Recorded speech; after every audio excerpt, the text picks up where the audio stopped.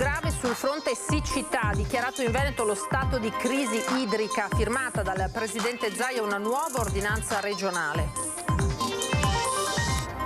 Decreto aiuti ed energia del governo, il giudizio di Anci Veneto, risorse ancora insufficienti ma le nostre richieste sono state accolte, dice Mario Conte.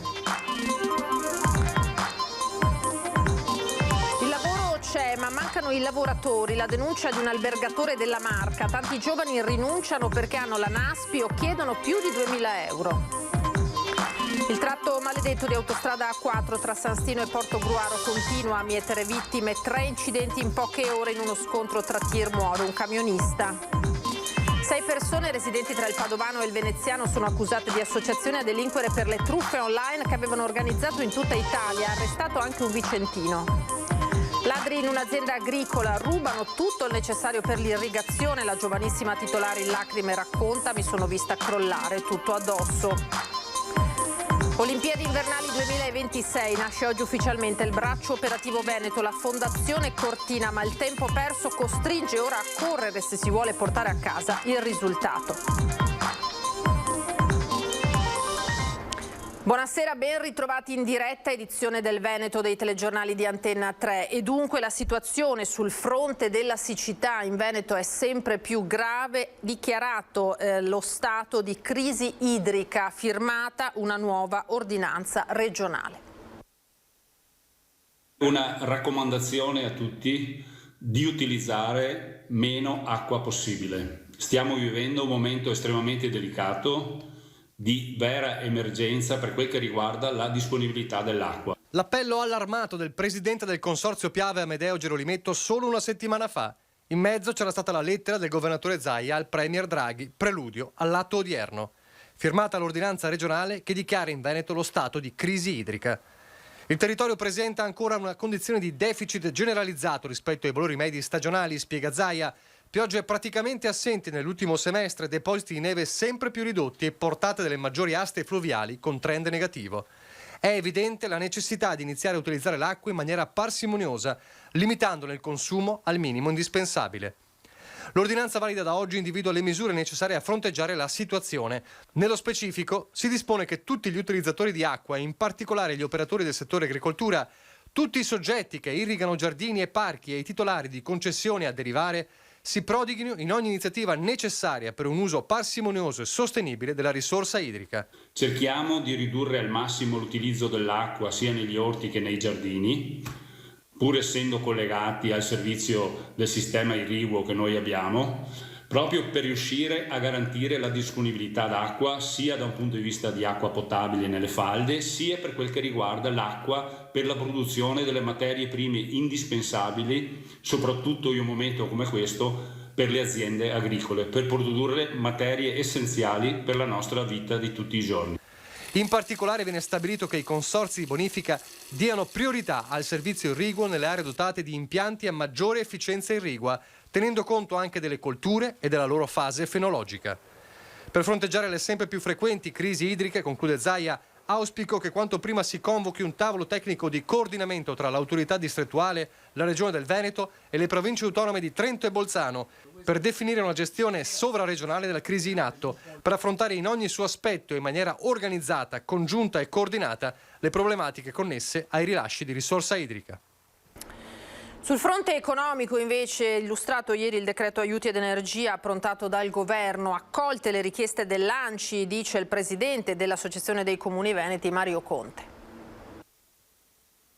Il taglio delle accise sui carburanti fino a luglio, 200 euro per pensionati e lavoratori dipendenti sotto i 35.000 euro di reddito, lo slittamento a settembre dei termini del superbonus 110%, la norma salvacantieri, aiuti a fondo perduto alle aziende. Il nuovo decreto aiuti ed energia del governo Draghi viene accolto con favore da amministratori e categorie. Sono provvedimenti certamente importanti, non sono mai sufficienti, però credo che in questo periodo sia anche importante apprezzare gli sforzi che anche il governo sta facendo, perché è un periodo complicato per tutti. Nella sostanza, sottolinea Conte, le richieste avanzate dall'Associazione dei Comuni sono di fatto state accolte. È fondamentale stringere i denti, cercare di trovare soluzioni un po' a tutto, anche se non sufficiente, credo che sia un passo importante, dopodiché dobbiamo continuare a dialogare, a costruire soluzioni più che a lamentarsi della scarsità delle risorse messe a disposizione, perché siamo tutti consapevoli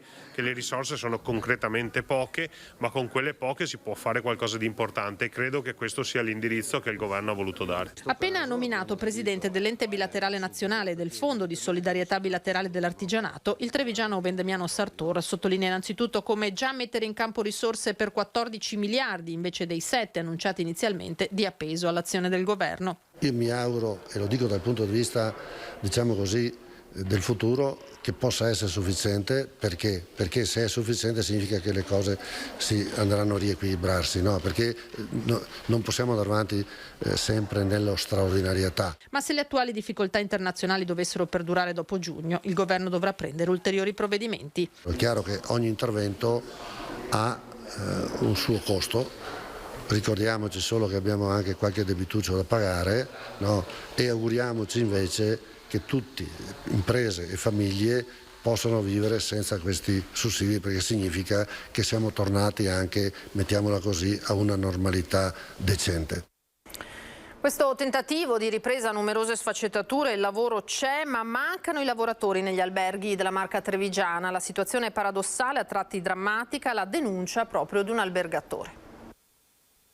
Sono ragazzi molto giovani che dicono: ma io piuttosto che venire a lavorare per uno stipendio ordinario sto in NASPI oppure percepisco il reddito di cittadinanza e quindi chi me lo fa fare, domandando così per eventualmente venire a lavorare cifre spropositate, 2.000, 2.200, 2.400 euro al mese, che per qualsiasi imprenditore dopo una ripartenza come quella che c'è stata è assolutamente impensabile da poter dare. È una fotografia impietosa quella scattata da questo albergatore di Mogliano, titolare di una struttura a 4 stelle con 40 stanze. Anche lui, come tanti colleghi, sta registrando un fenomeno preciso: la fuga soprattutto delle nuove generazioni dai lavori tradizionali e relativi stipendi. Stiamo parlando sì di stipendi che si aggirano intorno ai 1.200, 1.300, 1.400, 1.500 per un lavoro ordinario, insomma, come cameriere ai piani oppure receptionist oppure cameriere di sala. Preferiscono, a detta loro, stare a casa e percepirne 700-800 piuttosto che venire a lavorare e avere un impegno.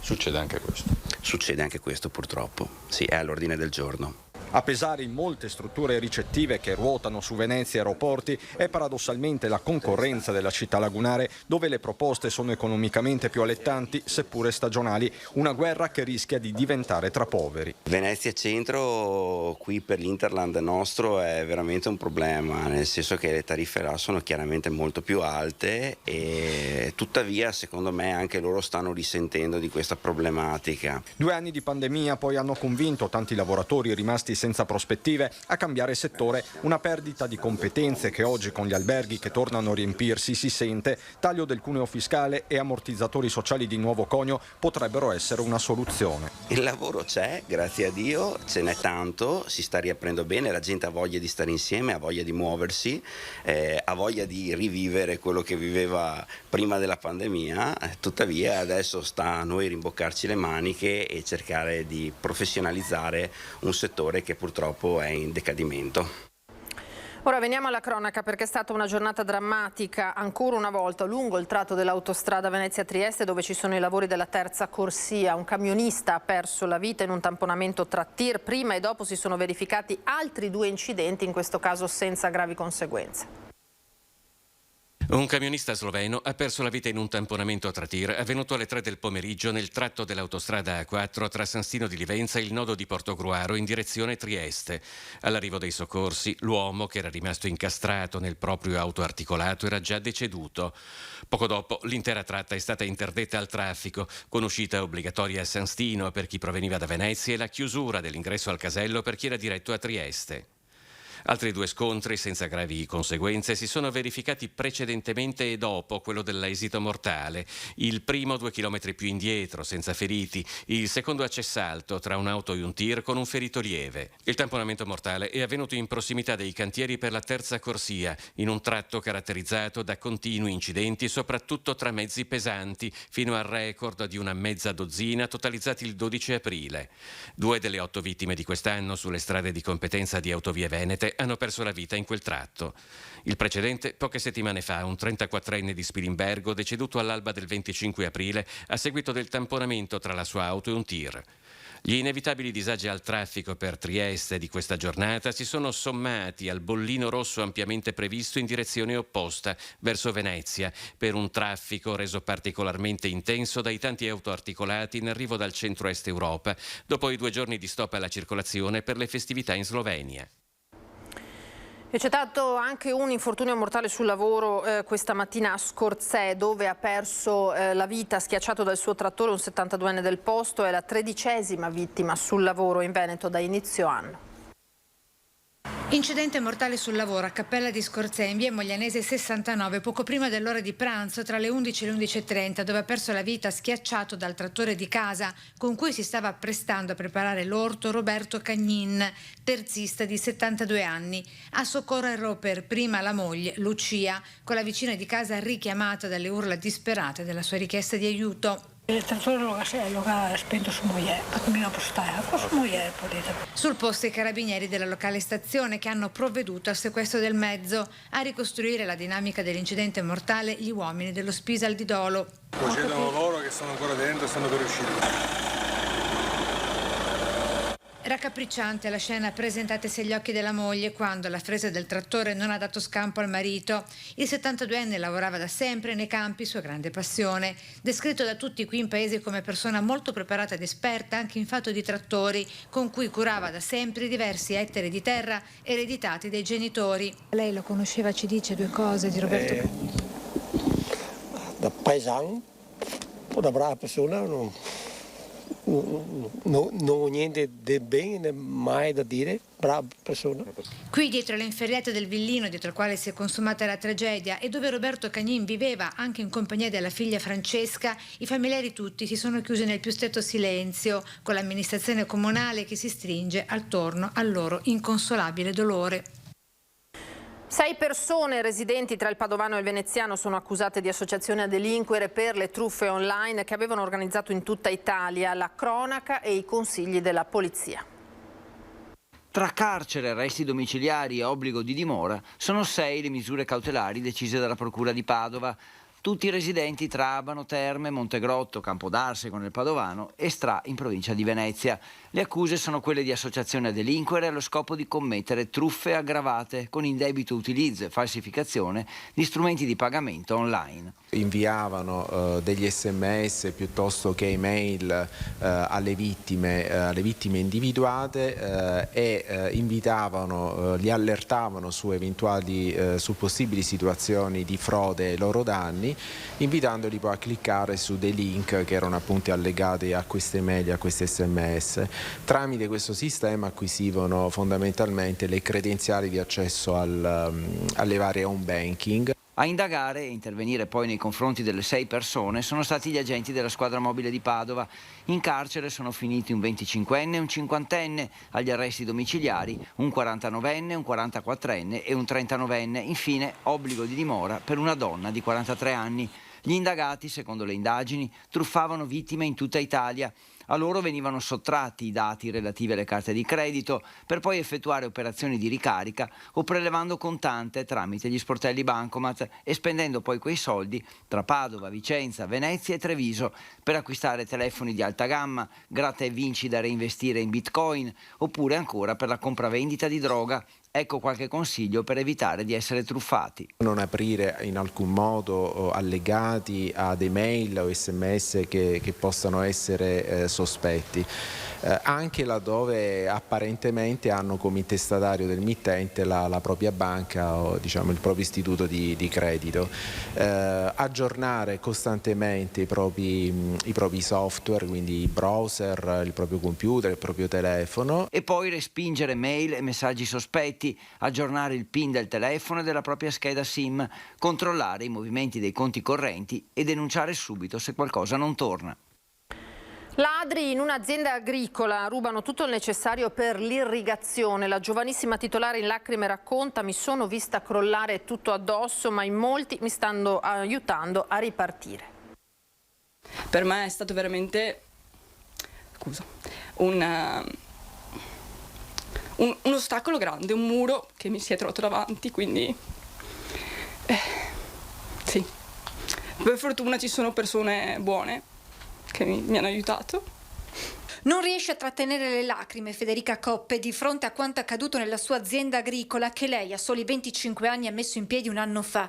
Un'idea nata in piena pandemia quando, racconta, aveva molto tempo per pensare e capire che il lavoro di commessa non era quello che avrei voluto fare per sempre e così ha deciso di destinare alcuni terreni di famiglia alla produzione di mirtilli americani e miele. Con l'esperienza e l'aiuto del padre ha aperto la sua azienda, un sogno che si realizzava ma che ieri mattina si è infranto di fronte alla porta del casone forzata.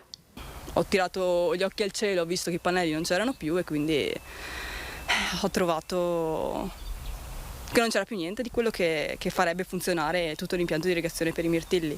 I ladri hanno portato via tutto il necessario per far funzionare le pompe per l'irrigazione proprio nella stagione in cui i mirtilli vanno irrigati 3-4 volte al giorno. Praticamente avevo una batteria da camion da 100 ampere, un inverter che l'avevo appena cambiato perché l'altro non funzionava, che dava appunto modo di regolare il tutto, e i pannelli nel tetto che hanno accuratamente sbullonato e portato via.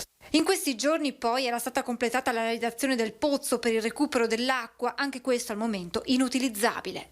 Mi fanno il pozzo nuovo e non ho più l'impianto elettrico per usarlo. Ma la disperazione iniziale di fronte al danno subito per circa 1.500 euro ha lasciato spazio alla necessità di rimettersi in piedi. A quel punto Federica ha deciso di avviare una raccolta fondi sui social. È arrivata anche fino in Irlanda da persone amiche che hanno appunto donato, hanno fatto una donazione, soprattutto oltre conoscenti, persone che non conosco, che non ho mai visto, che mi hanno scritto in privato, che mi hanno veramente, mi commuovo, quindi ti hanno sostenuto. Esatto. In poche ore le donazioni hanno raggiunto i 2.000 euro che serviranno per acquistare e installare il materiale rubato, ma anche per mettere in sicurezza l'azienda da altri possibili furti. Il tempo però stringe e Federica ha voglia di ripartire. Spero di fare tutto il più presto possibile, almeno in una settimana di aver tutto. Ora parliamo di Olimpiadi Invernali 2026. Nasce oggi ufficialmente il braccio operativo veneto, la Fondazione Cortina. Noi, uso un brutto termine, Presidente, romperemo le scatole da questo punto di vista, ma romperemo le scatole affinché quel fattore tempo, che non è stato effettivamente un elemento di successo negli ultimi 24 mesi, noi sul rispetto dei tempi dovremmo essere ossessivi. È il neopresidente di Fondazione Cortina a ribadire una volta per tutte l'elemento cruciale dell'operazione Olimpiadi. Tanto più ora che nasce ufficialmente con le firme notarili il braccio operativo che si occuperà di organizzazione e promozione dell'evento, in connessione con gli enti pubblici e la società infrastrutturale. Già, le infrastrutture e le opere, croce e delizia del percorso verso il 2026. Innegabile, spiegano tutti gli attori in campo, che senza le Olimpiadi non ci sarebbero stati oltre 1 miliardo di investimenti nel bellunese. Non avremmo ad esempio portato a casa la bretella di collegamento dell'aeroporto con la ferrovia, ma se non avessimo le Olimpiadi non parleremo di quasi 280 milioni di euro del finanziamento della variante di Longarone. Se non avessimo le Olimpiadi non avremmo i 300 milioni di euro, perché li abbiamo, per la variante di Cortina. Altrettanto innegabile però che si sia perso troppo tempo e non solo per la pandemia, e a quest'ora si aggiunge il rincaro materie prime come un incubo sui cantieri. Bisogna realizzarle queste opere perché al momento purtroppo sono ancora sulla carta. Io mi auguro veramente che ora, con una struttura commissariale che possa velocemente portare avanti questi progetti, si riescano ad appaltare nonostante il problema legato all'aumento dei costi, riusciamo a vedere queste opere pronte per le Olimpiadi, perché questo è il grande obiettivo. Noi dobbiamo farcela ancora una volta, visto e considerato che abbiamo dimostrato sempre che il colpo di reni funziona. Tra le opere legate strettamente all'evento sportivo c'è il contestatissimo intervento sulla pista di bob. Dibattito deprimente, lo definisce Zaia, commentando poi un video postato dal sindaco di Cortina sulla sua pagina Facebook e realizzato da Paolo D'Amico. Immagini che mostrano la struttura come è ora, a 4 anni dall'evento. Siamo in presenza di un cadavere eccellente, di un sito degradato, di un sito che dovrà essere bonificato, e per bonificarlo ci vorranno 10-15 milioni di euro. Si sa che se avessimo dovuto andare a Innsbruck, come qualcuno sosteneva, perché bisogna fare le Olimpiadi sicuramente sostenibili ed economiche, ci avremmo dovuto mettere sopra altri 30 milioni di euro, quindi 15 di bonifica, 30 per andare a Innsbruck, cosa fa? 45 nel matematica. Con 60 ce lo portiamo a casa nuovo, ma con un piccolo vantaggio, che è l'unico bob paralimpico, quindi garantiremo a tutti gli sportivi di poter utilizzarlo. Io ho chiesto con una lettera al CIO di inserire la disciplina bob paralimpica come disciplina olimpica. E a proposito di eventi, l'attesa, vi ricordo, è finita, perché tornano le penne nere domenica 8 maggio in diretta su Antenna 3. Vi racconteremo per tutto il giorno le emozioni dello sfilamento degli alpini alla 93esima adunata nazionale di Rimini San Marino. Vi aspettiamo dunque su Antenna 3 a partire dalle 9. È tutto per questa edizione regionale, grazie per averci seguito. Tra poco l'edizione di Venezia e ora le previsioni del tempo per domani. Arrivederci.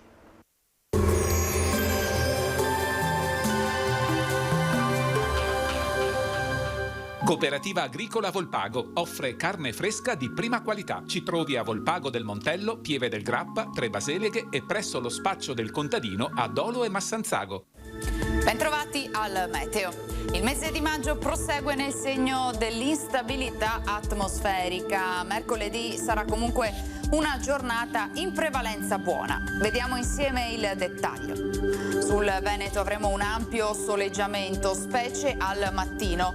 A seguire nuvolosità in aumento con cielo spesso coperto. Non si escludono poi dei piovaschi su Alpi e Prealpi, localmente anche fin verso le pianure circostanti. Temperature sostanzialmente stazionarie, minime tra 9 e 14 gradi, valori massimi compresi invece tra i 20 e i 23 gradi all'incirca.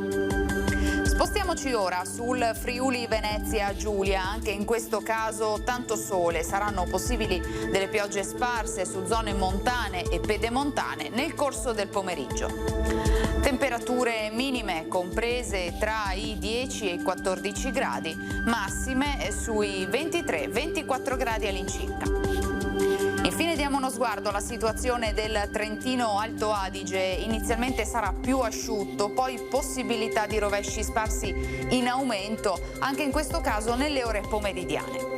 Temperature minime intorno ai 10-11 gradi, massime sui 21-22 gradi. Dal meteo di Antenna 3 per ora è tutto, grazie per l'attenzione, arrivederci.